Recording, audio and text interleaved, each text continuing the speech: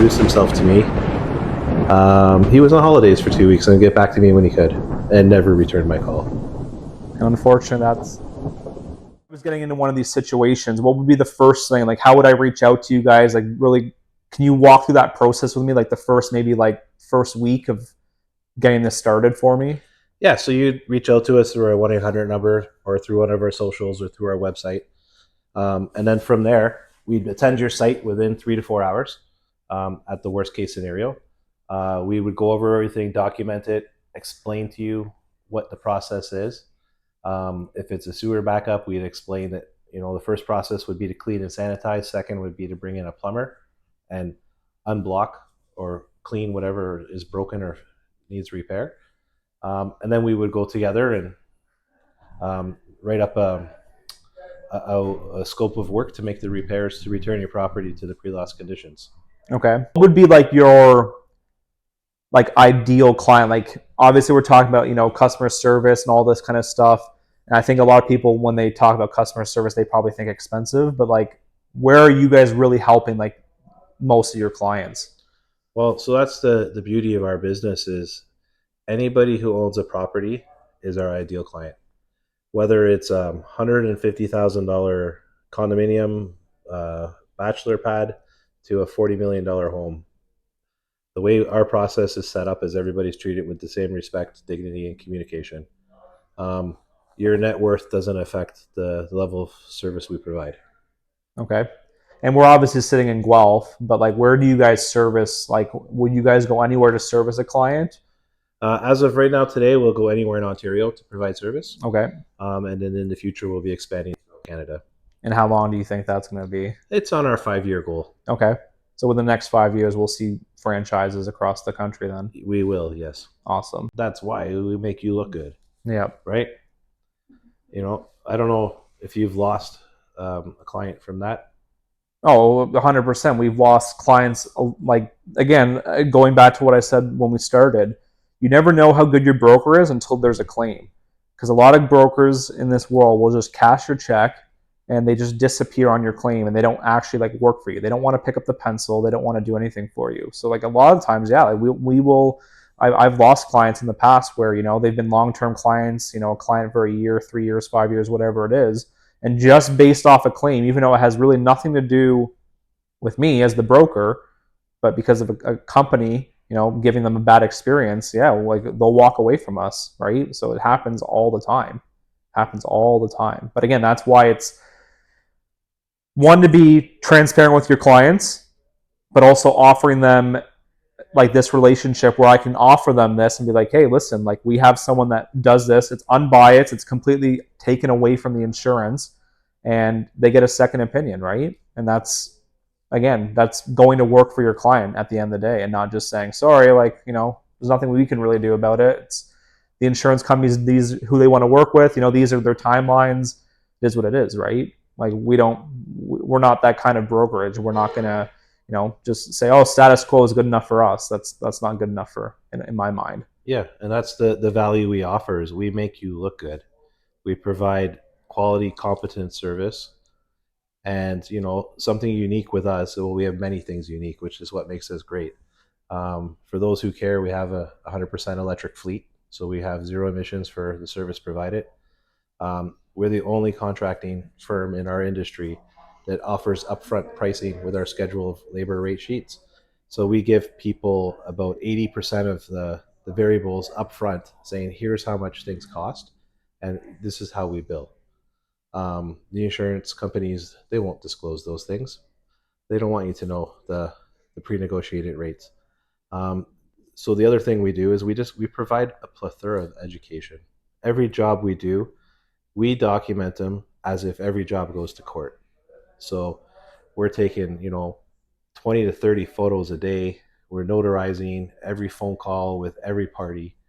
And it's just a fully complete package of information that we put together at no extra charge than anybody else. Yeah, so you're touching every depth of what can be like a client's worst nightmare, realistically. Correct. And when we created the company, my biggest thing is how can I add value to my country?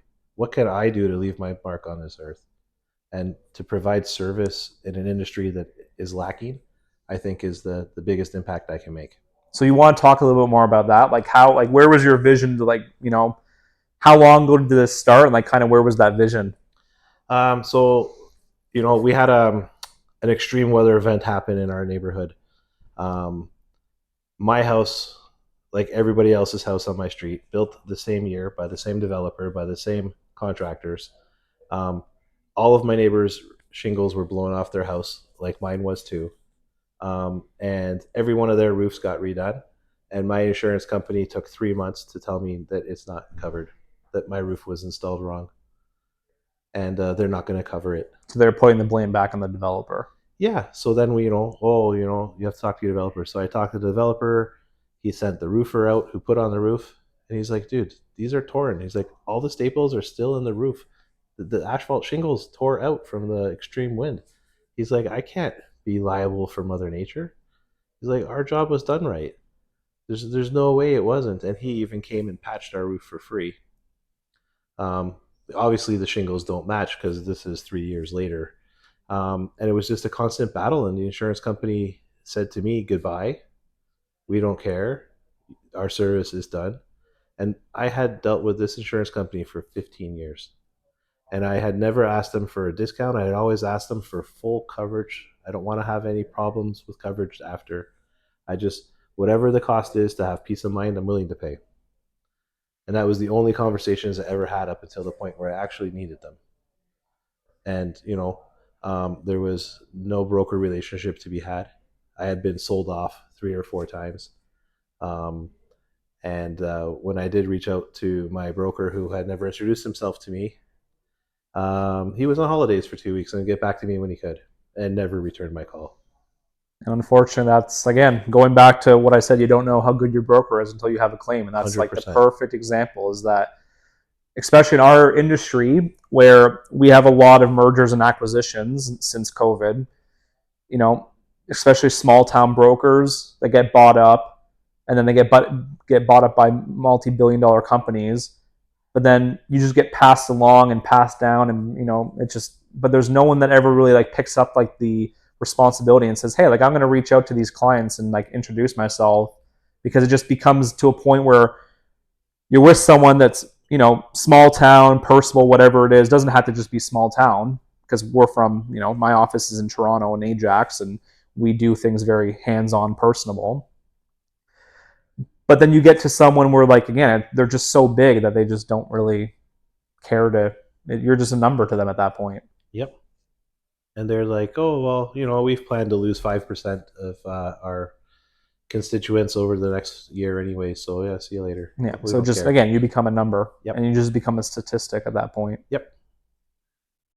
So basically the company was built off a need that you personally had, and then Correct. obviously see it from a bigger scope of, obviously, if you're having this problem, there's got to be hundreds of other people that have that same problem, which again I can attest to, because we do see this Yep. on our end, that again things take time, and especially now insurance companies do try to limit as much as payouts as possible, especially with how weather related, and you can see like it's climbed and climbed and climbed. So I get from their perspective what they're trying to do, but at the same time it's leaving a very sour taste in a lot of clients' mouths. Yeah. And, as a Canadian citizen living in Canada, it's very un Canadian of them. They're making record profits year after year, and they're not doing it by smart business. They're doing it by dirty business. There's ethical ways to make money, and then there's the way they're choosing, and that affects every single person who lives in our country. And our government's doing nothing about it. I can't do anything about it, but what I can do is give people knowledge and information and let them make the best choice. And a better option. Well, obviously, a better option.